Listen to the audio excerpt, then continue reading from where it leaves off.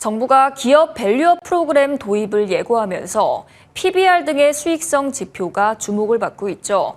그런데 수년째 자산 재평가에 나서지 않는 기업들이 있어 이러한 지표가 실질과 괴리된 경우가 적지 않은데요. 밸류업 도입을 앞두고 자산 재평가의 필요성을 짚는 기획 두 번째 순서, 김다솔 기자입니다. 자산 재평가는 자산의 현재 가액이 장부가와 차이가 클 경우 기업이 임의로 할 수 있습니다. 강제되는 의무가 없는 탓에 오랫동안 자산 평가에 나서지 않는 기업도 상당합니다.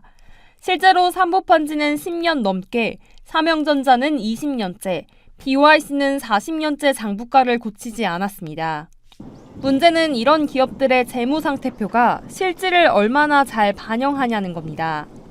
언급한 기업들이 가진 자산이 주로 부동산과 토지임을 감안하면 이 기간 자산 가격이 크게 올랐을 것으로 추정됩니다.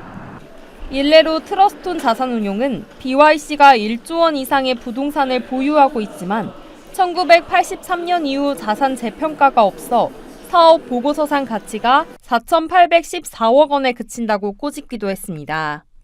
자산 재평가를 통해 기업 가치를 제대로 파악해야 하는 이유입니다. 기업 자산의 가치는 시간에 따라서 변하기 마련인데요. 하지만 회계상으로는 원가 취득지에 따라서 장부상 가치는 변하지 않는 것처럼 기록되게 됩니다. 이 경우 장부상의 자산 가치와 실제 가치가 괴리되어서 실제 기업의 가치를 평가하는 데 어려움이 발생하게 됩니다. 따라서 자산 재평가를 통해서 보다 정확한 기업 가치의 측정이 가능할 것으로 보입니다. 늘어난 자산 가격을 장부에 새로 쓰면 PBR과 자기 자본 이익률 등의 지표도 달라질 수밖에 없습니다. 부모인 자산이 커지면서 두 지표는 모두 하락할 가능성이 높습니다. 자산 재평가를 마치면 실제 우리 증시가 더 저평가돼 있을 거란 뜻입니다. 진정한 밸류업 성과를 내기 위해선 오랜 기간 자산 재평가가 없던 기업들을 중심으로 수익성 지표를 바로잡는 일을 선행해야 한다는 지적이 나오는 배경입니다.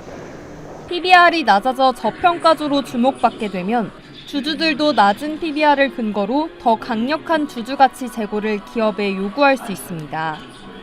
결국 자산 재평가를 통한 기업가치 제고가 이뤄지기 위해선 배당과 자사주 매입 등 기업들의 주주 환원 여력이 뒷받침돼야 할 것으로 보입니다. 머니투데이 방송 김다솔입니다.